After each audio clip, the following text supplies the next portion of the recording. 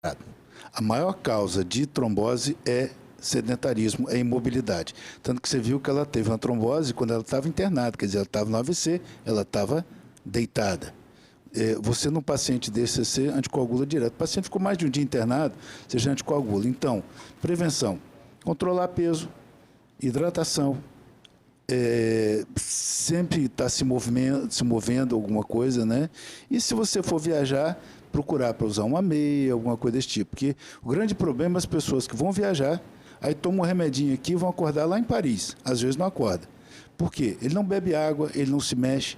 Quando acorda lá, você vê de vez em quando o pessoal sai do avião e cai, morre no aeroporto, aquilo ali é embolia pulmonar. Aquele trombo está fresquinho, a pessoa começa a andar, aumenta o fluxo, o trombo solta, faz embolia pulmonar e às vezes a pessoa morre ali. Já teve um caso de uma capixaba, né? De um capixaba, exatamente assim, depois de uma viagem. Obrigada, doutor, pela sua participação. Obrigado a vocês pela oportunidade de esclarecer o pessoal. Volte sempre, você é muito bem-vindo, muito querido, viu?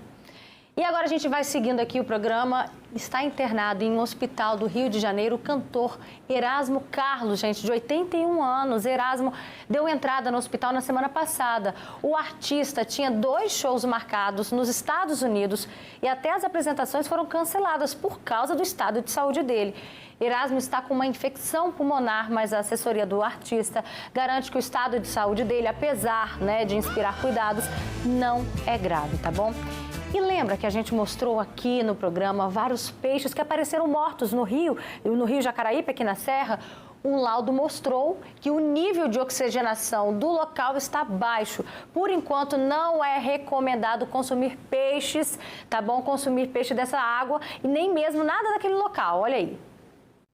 O resultado da primeira análise realizada pela Prefeitura da Serra indica que o oxigênio na água do Rio Jacaraípe está muito abaixo do padrão esperado. Segundo o Conselho Nacional de Meio Ambiente, índices menores que 5 miligramas de oxigênio por litro reduzem a capacidade de manter a vida aquática. A administração informou que continua investigando as causas da mortandade. Quando é lançado um esgoto ou alguma carga orgânica também que pode ter vindo de uma área industrial, os micro-organismos presentes naquele córrego, ele degrada a matéria orgânica e consome o oxigênio. Outros parâmetros, como temperatura e turbidez da água, também estão sendo analisados. A Prefeitura informou ainda que a Ambiental Serra, empresa responsável pela coleta e tratamento do esgoto do município, foi notificada e apresentará laudo com análises. Enquanto o laudo conclusivo sobre a baixa oxigenação não sai, a recomendação é evitar o consumo de peixes e da água do Rio Jacaraípe. Preliminarmente, a gente não pode dizer se é impróprio ou não, mas por precaução, obviamente, a gente tem que tomar uma cautela e não consumir nem a água, nem os peixes que porventura seja pescado lá. Os primeiros peixes apareceram mortos na semana passada. O Instituto Estadual de Meio Ambiente e Recursos Hídricos disse que enviou uma equipe ao local para averiguar o ocorrido. A CESAM informou que todo o esgoto coletado é tratado, devolvido limpo ao meio ambiente e não oferece risco à vida aquática. Disse ainda que uma equipe técnica esteve no local para verificar a situação e constatou que a água apresenta coloração clara e límpida, sem aspecto visual de esgoto. E olha só, gente, a CESAM, que responde pela empresa ambiental Serra, informou que o resultado das amostras sai em até 20 dias. E hoje, minha amiga, é o dia de um dos alimentos mais famosos do mundo. Eu tô falando do macarrão. A data foi criada em 1995, lá em Roma, para celebrar esse símbolo, né, da gastronomia italiana, que eu sou apaixonada, inclusive. Aqui no Brasil, o macarrão está presente na mesa de 99,6% das famílias. Por ano, cada brasileiro consome, segundo o Sinditrigo, sabe quanto, gente? 6,4 quilos de macarrão. Bom, para facilitar essa conta aí, isso significa 2 porções por semana. Assim fica mais fácil de digerir, né? Quando a gente fala de macarrão instantâneo, o Brasil é o maior consumidor do mundo.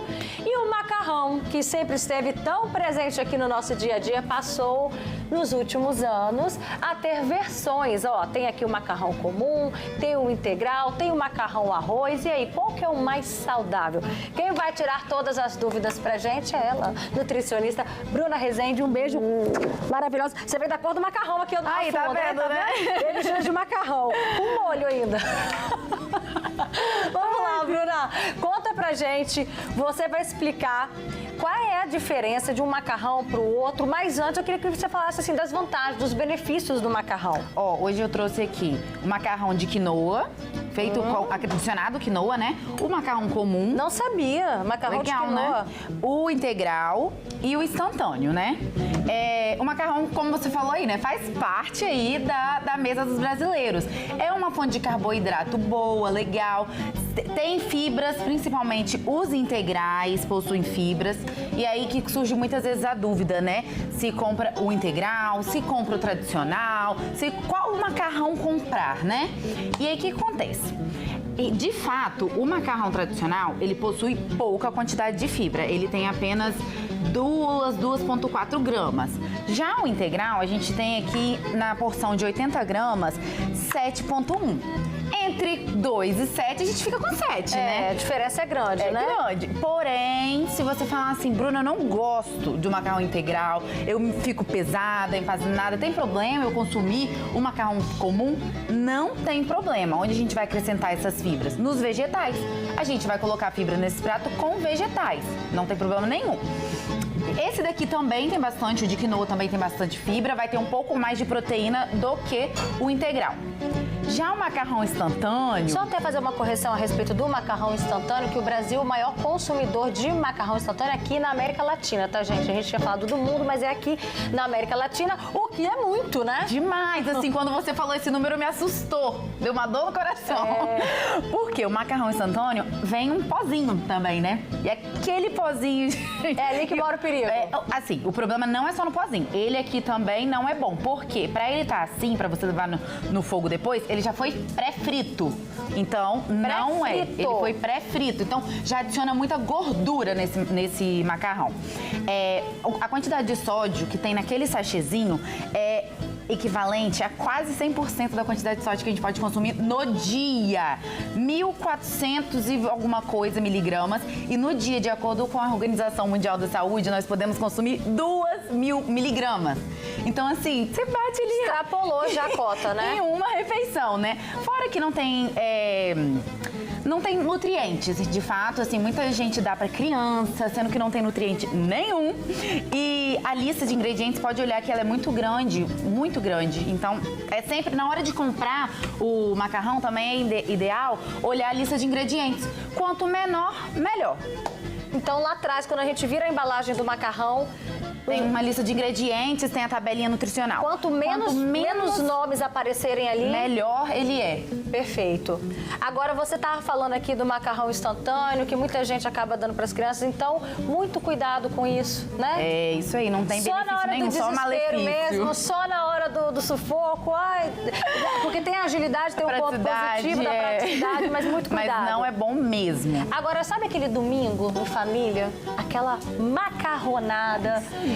Tem tanta gente que faz aquele pratão de fazer uma montanha. Como é que a gente também equilibra isso? Que a gente tá falando de carboidrato, né? Então, assim, é gostoso, a gente sabe, é tradicional, principalmente em família. É fácil, né? É fácil, mas como é que a gente também equilibra esse prato? O que acontece? As pessoas têm na cabeça de que o carboidrato que vai gerar saciedade. E aí que mora o erro. Não é o carboidrato que gera saciedade, é a proteína. Então, assim, quando vai fazer aquela macarronada, vamos adicionar uma proteína, uma boa fonte de proteína. Faz uma carne moída, gostosa, né? Temperadinha, com um molho muitas vezes caseiro. E você vai, com certeza, ter saciedade por mais tempo. Não precisa gerar na quantidade do macarrão. E aí, essa quantidade seria o quê? Seria... É muito individual, mas assim, uma porção de 100 gramas, ideal. Aí a gente já acrescenta ali a proteína do lado. Ah, tá, porque eu ia falar, você não vem no dia da macarronada botar 100 gramas de macarrão pra mim, não. Macarrão é fácil, é um carboidrato fácil de exagerar num processo de emagrecimento, por exemplo. Mas num processo de hipertrofia é excelente, ganho de massa, né? Você consegue colocar num volume grande. E sobre misturar carboidrato? Interessa também? Vamos lá, pode colocar no prato arroz, feijão e macarrão? Então, não há problema de misturar os carboidratos. Só tem que ficar de olho nas quantidades, né? Porque facilmente vai exagerar. A porção que vai ser o mais importante. Se você quiser misturar ali um macarrão com arroz e feijão, tem que ficar de olho na questão de porção. Não dá pra fazer um pratão de macarrão com mais um montão de arroz e bastante feijão. Não, a gente tem que ter um equilíbrio ali. Não esquecer dos vegetais também e da proteína. Arrasou! Essa daqui é a nutricionista Bruna Rezende. Um abraço. Manda um beijo especial pra sua mãe, tá? Ela é super querida, tá bom? Beijo, mãe! Beijo, mãe! E já que a gente tá aqui nesse clima, né, pra celebrar então o dia do macarrão, já vi que você tá de olho, tá? Tô vendo que tem coisa saudável aqui também. Olha só como é que tá aqui no nosso espaço gourmet. E aí, gostei da trilha, hein? Olha isso, Luciano Faé. Gente, tô com saudade de você, homem. Pois é, de novo Abandonou aqui, a gente, olha aqui. De novo. Arrasando no programa, né? Já participou de reacts aqui da nossa casa, do Chefe de Família. E hoje aqui com a gente, me dando essa honra no nosso espaço gourmet. Me conta, o que você vai ensinar pra gente hoje? O macarrão, né? Quem não ama macarrão, né? Ela tava falando ali. A Bruna tá de olho ali, ela não vai embora não, tá? Ela vai ficar até o final pra comer esse macarrão. Com certeza. As misturas do carboidrato, eu lembrei da casa da minha avó, que lá você tem macarrão, arroz, feijão, polenta e mais uns 3 tipos de Casa carne. de vó é assim, né? Então, a gente vai fazer 2 tipos de macarrão hoje, né?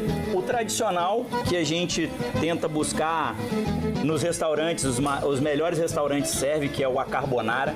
Então, para você avaliar um restaurante se ele é bom, ele tem que fazer um bom a carbonara. Ah, é? Senão ele vira um macarrão com um ovo mexido, né? Então, a gente vai apresentar a carbonara e o alla barese. Tá né? bonito, São 2 hein? pratos italianos, especificamente de Roma, aonde a gente apresenta. A carbonara, normalmente ele é servido só o macarrão mesmo, né? O molho é a base de ovo e queijo ralado, né? O queijo pecorino. Eu tô curiosa. Vamos lá então e depois o alla barese. O alla barese. Agora eu vou fazer o alla barese. Vamos começar com esse começar então. pelo Perfeito. o alla barese. E a gente vai usar um ingrediente que no alla barese eu achei muito interessante, que é um dos molhos que eu adoro, que é a berinjela. Gosto também. Pouca, mas eu já percebi que nem todo mundo gosta Eu tô de quase berinjela. beliscando aqui esse macarrão aqui em cima, ó. Tô quase, por pouco. Então o alla barese ele é o seguinte, ele é a base de berinjela, tomate seco, cebola, alho, manjericão, cebolinha, um toquezinho de vinho branco e a gente começa aqui pela berinjela, deixa a berinjela uma meia horinha fatiada com um pouquinho de sal, para ela desidratar um pouquinho, ela vai perder um pouco o líquido. E agora a gente vai fatiar ela aqui em fatias de meio centímetro, mais ou menos, né? Aumentar o fogo aqui. O que você já adiantou aí na frigideira? Aqui na frigideira eu já coloquei o alho e a cebola para ir adiantando, né? Isso que já tá com cheiro bom. Já aqui, tá. né? O alho e a cebola é aquele, né? Quando a gente chega lá de fora, a gente já sente. Já. Eu senti lá no 6º andar, tá? Então. A gente tá no 7º andar aqui no prédio da TV Vitória. Lá no 6º já tava um cheiro gostoso, agradável, aquele aroma.